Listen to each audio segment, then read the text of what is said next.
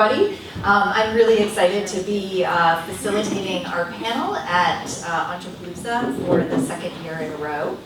And really excited about the discussion that I think we get to have today. So thank you so much, Dan. And I want to start by introducing our panelists who all bring a really unique take on entrepreneurship and ethics. And I've got a series of questions I'm going to ask them to think about and reflect on, but I also want to invite you to be thinking about what questions you might want to ask, because we absolutely will have time at the end for hopefully a larger group discussion with our panelists. So let me start with Diana here on my left. If you were around yesterday, you already know Diana, and you know how amazing she is. She is a New York Times best-selling author, entrepreneur, innovation consultant, and keynote speaker who asks some big questions. Now, these are questions like, what kind of culture needs to exist in an organization to ensure innovative ideas and practices, as well as how has Snoop Dogg continued to innovate decade after decade to stay relevant? So the big questions.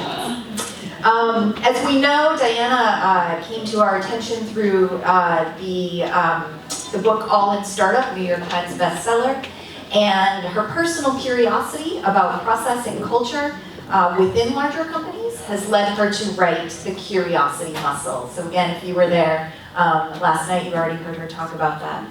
To her left is Cameron Silverglate. Cameron is a research fellow in leadership and character in the Wake Forest University Leadership and Character program. He holds a BA in philosophy from Wake Forest, where he graduated in 2017 as a Mullen Scholar and member of Phi Beta Kappa.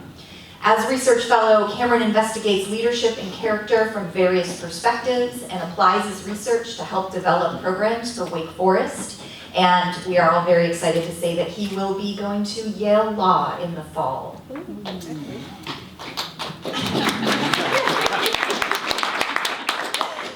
And then finally, we have Raina Hawk, and I'm really excited that she was able to join us today. Raina is the Wake Forest University Professor of Practice of Technology who focuses on computational law and emergent technologies. She's the founder and lead attorney of Erdos Intellectual Property Law and Startup Legal. She's among one of the first patent attorneys to work in the blockchain technology space, and she's written several articles on guidance on IP-related matters. And she's called to train attorneys in the blockchain space at major law firms, or law schools, and professional lecture series. So what I really love about these panelists is we're bringing an entrepreneurial, a philosophical, and a legal approach to the concept of ethics. So hopefully this will be a really rich discussion. So as you three know, I hope that this is really a generative, open discussion. I do have some questions, and we'll ask the audience to ask questions, but my first opening question is really general. I'd love for you to each take a moment to reflect on, what does ethics mean to you, or how do you address it in your work? But then more specifically, what do you think its relevance to entrepreneurship is? And let's go ahead and start with Diana. Ethics I equate with integrity, which is just being true to your word and always leaving people with a lot more value than you get from them. And for me, my entrepreneurial career is meant when I took on investment in a startup, nearly $500,000, and that company didn't work out. It was figuring out a way to pay all those investors back. And they are available to invest in any other venture that I have now, they've told me. So, and it means spending time after that venture doesn't work out to make sure that all the employees got jobs somewhere else. And it means making sure that your customers, whether the company worked out or not, are in a better position than they were when they started interacting with you. And that's what I think about with every new idea that I start with. Thank you. Just to start off, if I look like I'm 15, or if I sound wildly less impressive than these two, it's probably because I am. But you know, she sent us that question, what does ethics mean to our profession, or what we do, and I do philosophy, so that's kind of like asking, you know, what does a bee think of honey, or something like that. So there's a lot to say, and so, you know, I don't know really where to begin, but I thought I'd give you kind of a brief overview of some kind of main ethical theories, and then kind of where my sympathies lie, because I think it's profoundly helpful for sort of an entrepreneurial mindset. So just kind of briefly, if you will, so the first kind of main ethical theory that people will engage is called consequentialism. It's just the idea that the rightness of an action is determined by the action's consequences. So it's a very kind of intuitively appealing idea. There's a lot more we can get into, but it runs into some like very significant problems. So for example, if you're a doctor and you have a healthy patient with all healthy organs, consequentialism would kind of say, go ahead and cut that patient up and take their organs out and give it to 5 unhealthy patients. That would allow that patient or those patients to live, because it allows for kind of overall more happiness, more well-being, things like that. And that's kind of a consequence that most people don't feel good about, right? So then the deontologists come along and they say that it's not just about the consequences of an action, the motivations behind what we do really matters. And so that's kind of rule-based, duty-based. We owe things to each other by dint of the fact that we are people with rights and sort of livelihoods that deserve respect. And so they would say, act in a way that you could universalize it. And that has some appeal, kind of respects the universal rights we share, but it also runs into some problems. Classic examples might be if there's a Nazi at the door and you're housing Jews in your house, a deontologist might say, you can't lie to the Nazi because a universal rule of morality is never lie. It's not respecting their autonomy as persons. And so a lot of people would say, that's not something we're willing to accept. So there's a lot of kind of back and forth there. It's a very simple portrait. There's a lot of philosophy that's been done in the last 500 years about that. But the third main theory, this is where my sympathies lie, is in what's called virtue ethics. And so whereas consequentialism and deontology think about the sort of disembodied actions that we take, virtue ethics cares about the character of the people who are acting. Kind of character broadly defined as their dispositions of thought, motivation, action, affection, things of that sort. So it takes seriously our histories, who we become, where we're going, where we want to be, and it has a very rich, holistic portrait of ethics. And so I think that's really important for entrepreneurship, simply because it has a lot more resources for kind of the ethical quandaries and content that y'all will engage throughout your venture. So that's kind of the brief, very, very brief overview, but we can talk about more specifics later. I don't have the microphone. Well, I'm glad you gave us the names of all of those, because I never had a way to distinguish it like that. And I think personally I flip between all 3 of those probably on an hourly basis. Me too, yeah. So I'm a practicing attorney, and for attorneys, ethics is really interesting because we distinguish it from legal issues. So as an attorney, I'm ethically bound to be a zealous advocate for my client. But then what if my client is a jerk and does horrible things? Well, I'm not supposed to further anything that's illegal. But other than that, like I tell my students all the time, being an attorney can be the worst white-collar job if you can't control who your clients are. And so personally, I'm very careful about what clients I take on. There's an art to the whole interview process, so I know like who I'm essentially partnering up with. So ethics to an attorney is something highly nuanced. So I have to think about it in different layers too. Like personally, how I like to operate, my basic go-to is say what you mean and mean what you say. But then if Nazis are at my door, I might think differently. Now, this is a really interesting age where I'm counseling entrepreneurs and clients. And one of the first things I ask my clients is, okay, are you in this for income or are you in this for wealth or the exit? And that actually makes a huge difference in how they operate. So clients who are interested in creating sustainable businesses, they're actually vested in ethics, I feel, because there's a tie between sustainability and ethics and integrity, right? For something to operate or for someone to have a reputation that lasts, like you really do have to have character that lasts, like, by everyone else's opinion. With startups, I often have to be a lot more careful counseling those clients because they're interested in the exit, which means like you know, their goal is to get someone to take this off their hands. So what, you know, minimally viably thing can they do to make that happen? And I know later on we have some questions that will really speak to some misadventures we've seen in the news, and I can talk about that more then. But that's my convoluted answer without any philosophical kind of paradigm. But that's what I go to every day. Yeah, great. Thank you so much. And so now you can see why I was really excited about this particular blend of panelists, because I think it's going to be a great discussion. So actually, Raina, let me just play off of what you just mentioned. You know, so lots of things happening in the news, and so I wondered, you know, you don't have to. I'm not trying to lead you in any particular direction, but my next question for everybody is, what would you say are some of the pressing issues that you see in today's entrepreneurial landscape around ethics and culture? Sure, absolutely, without a doubt, material misrepresentation. I mean, now, you know, all of us have a platform to reach hundreds of people, and we can do it instantly. You know, there's no filter, and in a way that's so great. I'm so glad to be an attorney for entrepreneurs in this time where, you know, for low cost, my clients can reach people in markets. That wasn't possible like 20 years ago, you know. But on the other hand too, it means that people can disseminate their material misrepresentations, or they can be so high on hopium, as we call it, that they start saying things that just are not true and are never going to be true. And it reaches lots of people, and that's where you get into the area of fraud.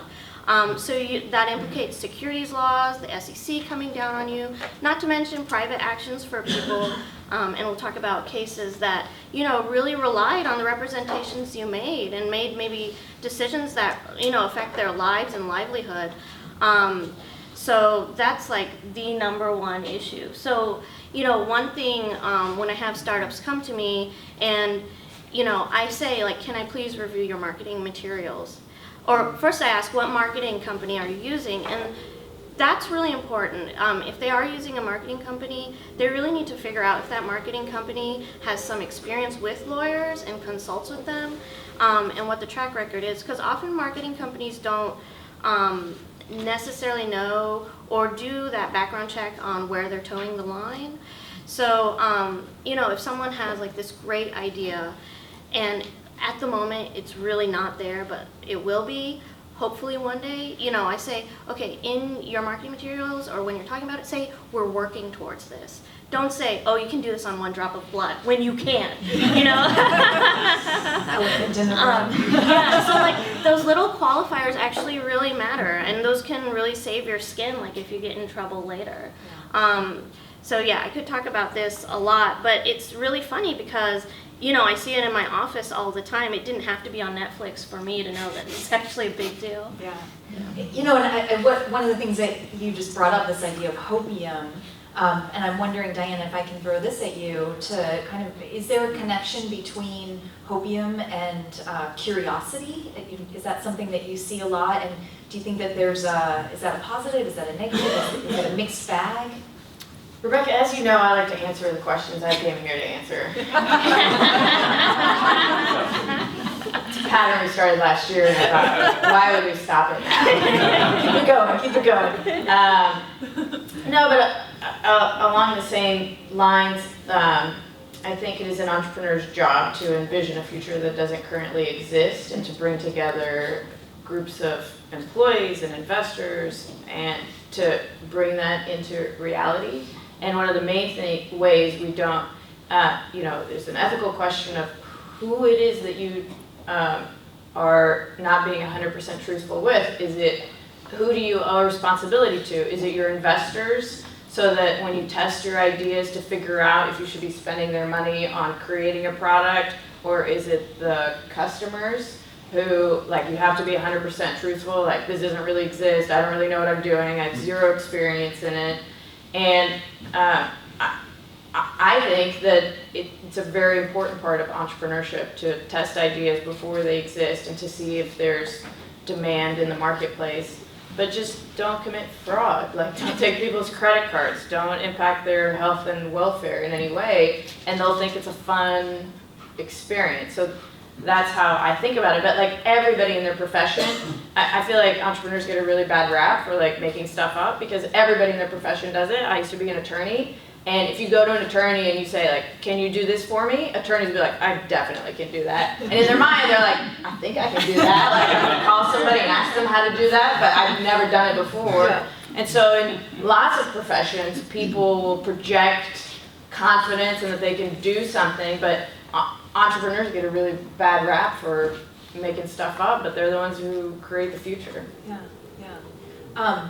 And I think you're absolutely right. I mean, you know, so we're always trying to put forward an impression, and, you know, finding that line of don't commit fraud, though, seems to be more difficult for some people than others. Cameron, if I can toss it to you, I know that one of your colleagues is at a conference on hope this, like, as we speak. And so I'm wondering if you can think a little bit for us about entrepreneurial virtues that you think entrepreneurs could or should be cultivating, whether or not that's hope or curiosity or integrity or, Yeah. you know. Yeah, and I think they're all interesting questions, and for me, I have a hard time thinking about them in sort of a vacuum. I possess hope, or I possess curiosity, or I kind of fudge the numbers here or there, because I think often those are not very surprising to me. It's kind of, that's the output you get after years of a certain type of input, or a certain type of culture.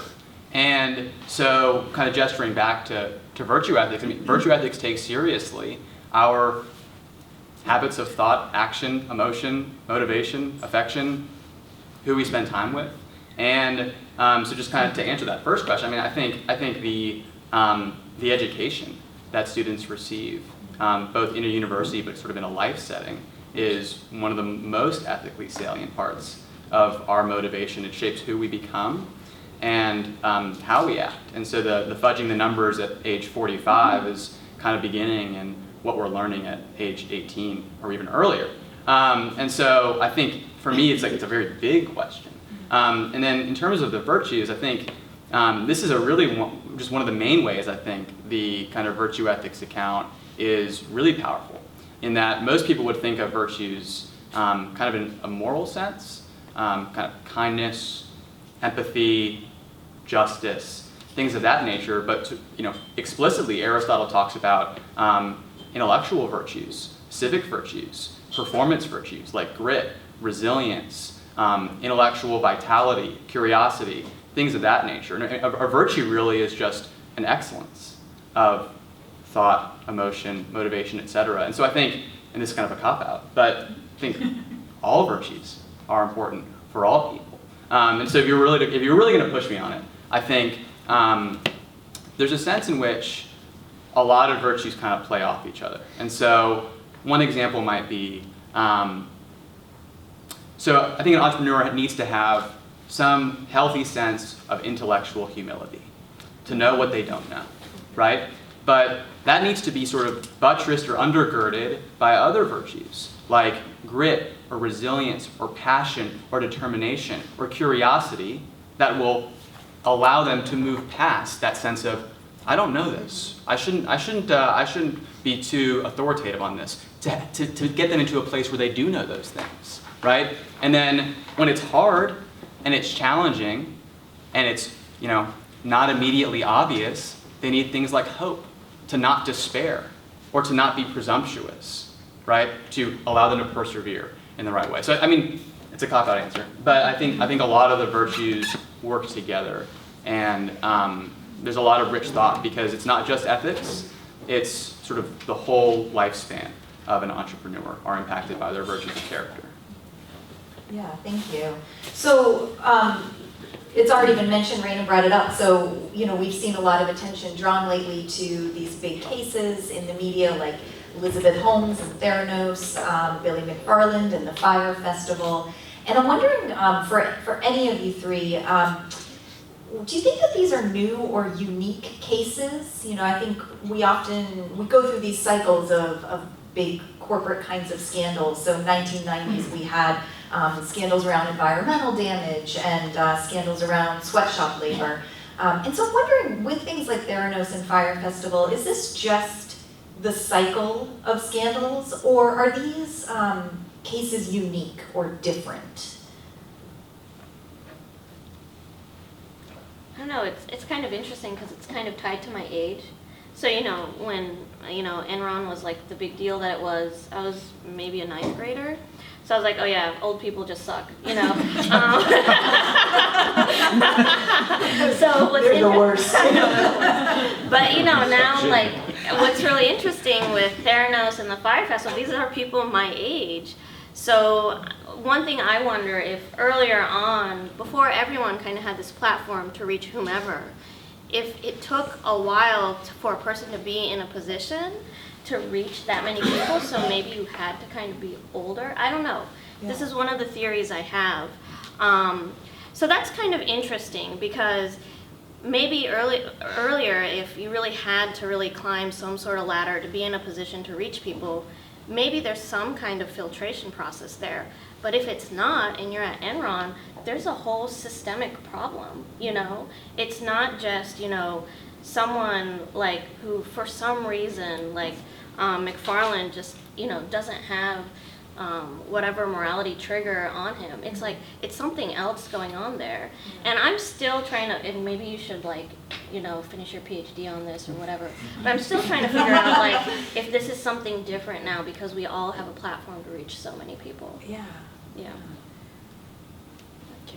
I think that, to answer your question, no. I don't think it's unique. I don't think it's gotten worse. I think that the effects have been exacerbated because of just sort of technological shifts. And so, one example, maybe less obvious, might be that it's a lot easier to work with people with whom you agree on most everything, and who will kind of never check you.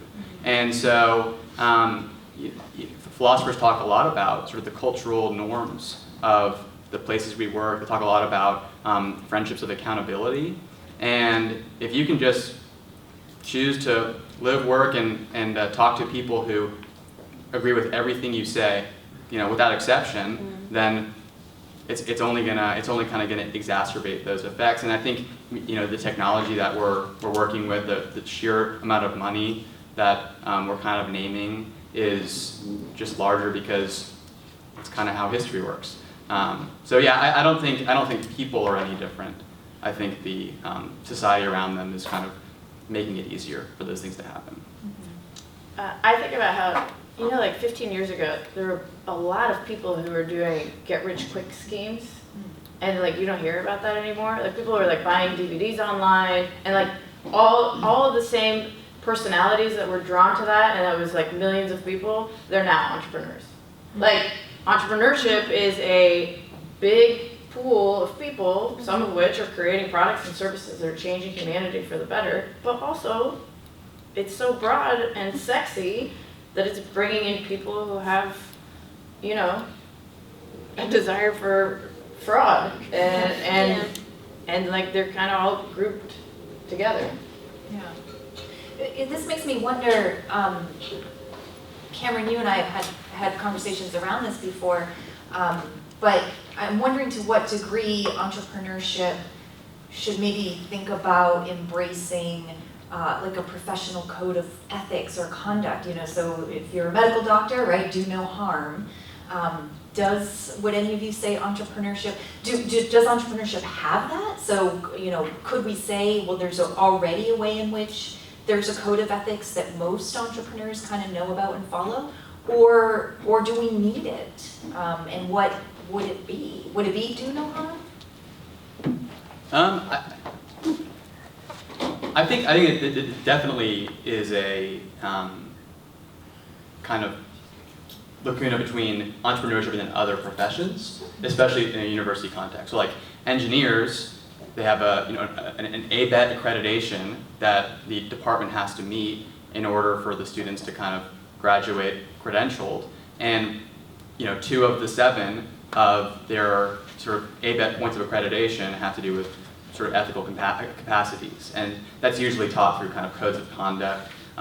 Lawyers have a similar thing, as do doctors, kind of the traditional professions. And so entrepreneurship, I don't think it does. To be fair, I don't really know as much as you all do, so correct me. But I think that it's like anything, it's kind of tricky in that codes of conduct can be really good, and they can kind of make specific the rules and duties and obligations, or even aspirations that we would all kind of agree on if we were looking back at it and sober-minded. But I'm always a little bit hesitant because I think it can foster like a compliance-based mindset where ethics is just, if I check all these boxes, then I've acted ethically. And so that's one of the challenges there. And from my perspective, sort of the virtue ethics perspective, ethics is not just checking boxes. It's what some philosophers call it's developmental and aspirational. It takes seriously what we've done leading up to that moment, and then it also takes seriously the type of people we want to become. And that's kind of like notoriously difficult to foster, and I don't think codes of conduct get us there. You know, there's a debate over whether they hurt or help, but I think things like that would probably be steps in the right direction. Yeah. Raina, what do you think about that coming from the legal side? I have a very different opinion. I would actually resist any sort of code on entrepreneurs other than what the law provides. Because, I don't know, like, you guys are so lucky. Well, I know, like, a lot of the students probably left, so, but there are a few left. And, you know, you guys are so lucky. Like, you're here at, you know, this prestigious university under the guidance of these people, you know, who've been through the ropes. A lot of my clients don't even have college education. Some of them didn't even graduate high school. So when you introduce like these lofty ideas of like codes of conduct, I feel like you're excluding people who really have something to offer. So all of a sudden there's this qualification people need to have to just be an entrepreneur. Like, I feel like, and I guess this is my bias, that's very un-American to me. But the laws already include within it like everyone in the US, and if it's international, the world, in their jurisdiction. So let's just leave it at that. That's kind of more, and also, you know, I'm second generation American too, and it's, you know, it's just, we talked a little bit before about having grit and resilience. Well, you know, I always think very much, because I've struggled with this myself, like this sort of imposter syndrome. And then, like, you know, why is it that like when we have a job that lists like, okay, we want these qualities, you know, women, if they're like missing like just one of them, they won't apply, and then men, if they like have less than half of them, like they apply, you know, like, so like having codes of conduct like that, I think what I worry about is how exclusive that becomes, you know, and if that perpetuates some of the problems we have where people are in an echo chamber of people who look like them and think like them, and that's all they're going to for making their decisions. And there are, like, first of all, you're thinking of like a certain kind of entrepreneur, but like those kids last night from the elementary school, like they should be, you know, I started selling water filters door to door when I was 14 years old. Like, I wouldn't have known to apply for a, you know, license or whatever, but that's how you learn when you're little.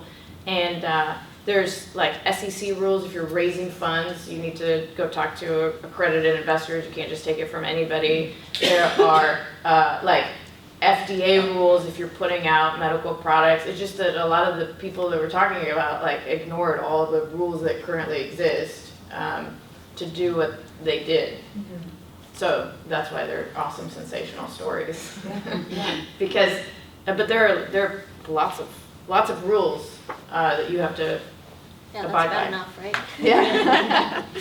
I also think, you know, I mean, you could conceive of this as really in a more holistic, kind of capacious way, not just in terms of here's an external accrediting body that creates rules. You could think of it in terms of your own companies. What are our values? What's our mission statement? I mean, those are very similar. And what's the culture we're creating? I think that's probably going to be more salient to any employee than some external accrediting body, right?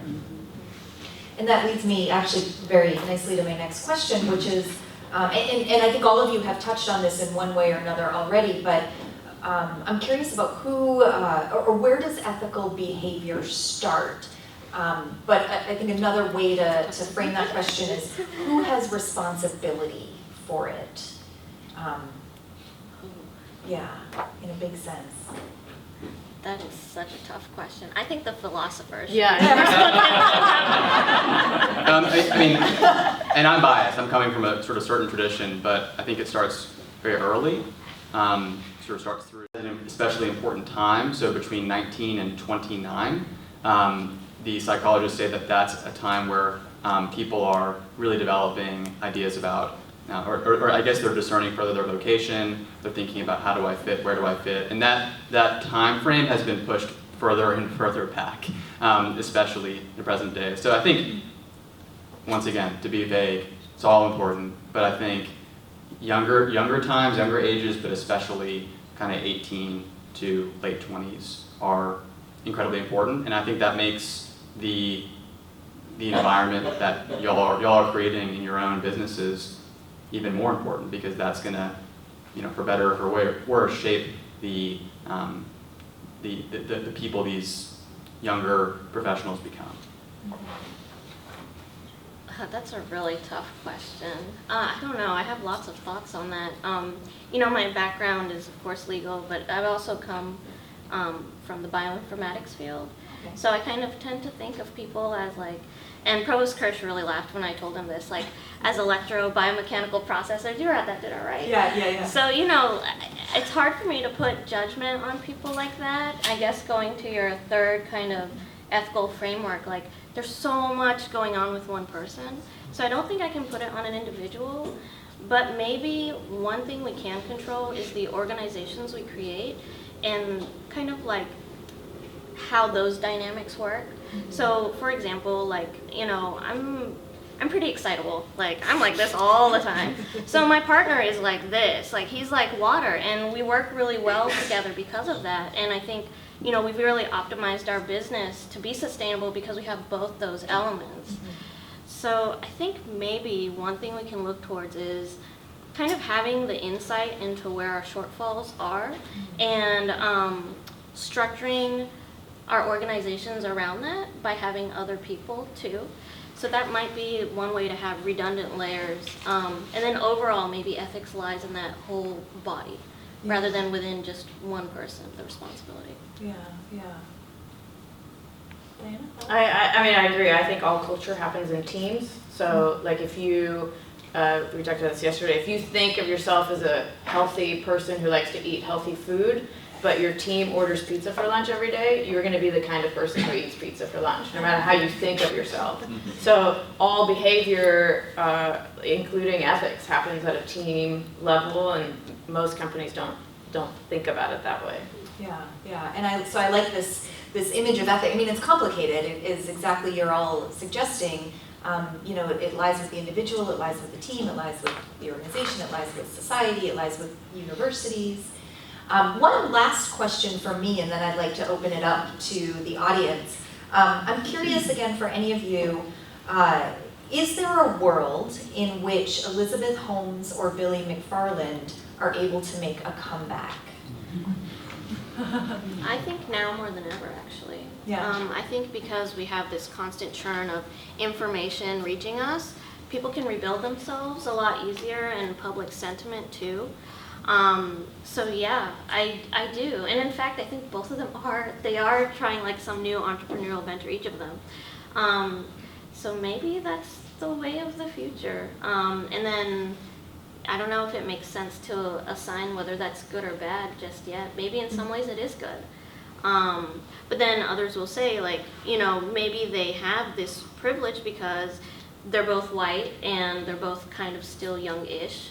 And the same kind of recreation or ability to recreate yourself will be available to others. So yeah, but I think now more than ever, yeah, they can come back.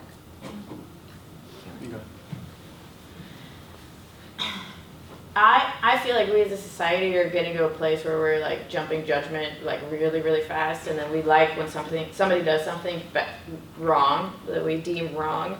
We like to put them in a box, that's a crap person. I don't ever want to hear from that person again. Yeah. And that's terrible when that person's 16 years old or 19 years old because they have a whole lifetime. It feels like sometimes we have much more forgiveness for people who went to prison for murdering somebody, but that was 10 years ago, and we're like really excited to help those people, but somebody who said something wrong or did something wrong today, like forget that person forever. I just feel like as a society we have a lot less like compassion for one another than we used to. So like there are certain types of behaviors that I think like those people should go to an island, but there's a very rare thing.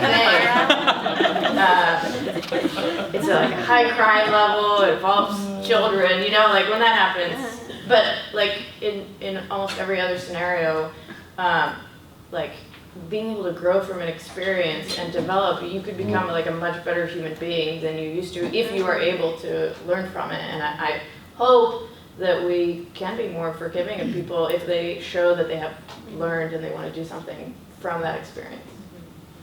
Yeah, I agree. I think depends how you define a comeback. I think at a personal level, surely. I think that if these were kind of deep and entrenched challenges of character, then nothing like either of these disasters to chasten those dispositions. So I think certainly at a personal level, in terms of sort of like a societal, are they successful? Are they respected? I don't know. I think that it's hard to get out of our own bubble, and I think outside of the entrepreneurship world, unfortunately these people are not as well known as you might think, and it can be very easy for them to just kind of shift their domain a little bit and then be wildly successful. So I don't know. I hope so. Just one last thing. Yeah. Well, I think that's something really beautiful about entrepreneurship. Like, we don't just throw away things. Like, we really analyze, like, what's the value here, you know? And so I think maybe that's why we have a tendency to be like, well, we don't necessarily want these people to go away forever. There's something to salvage here. So yeah, it's kind of interesting that we all kind of follow on that line. Yeah.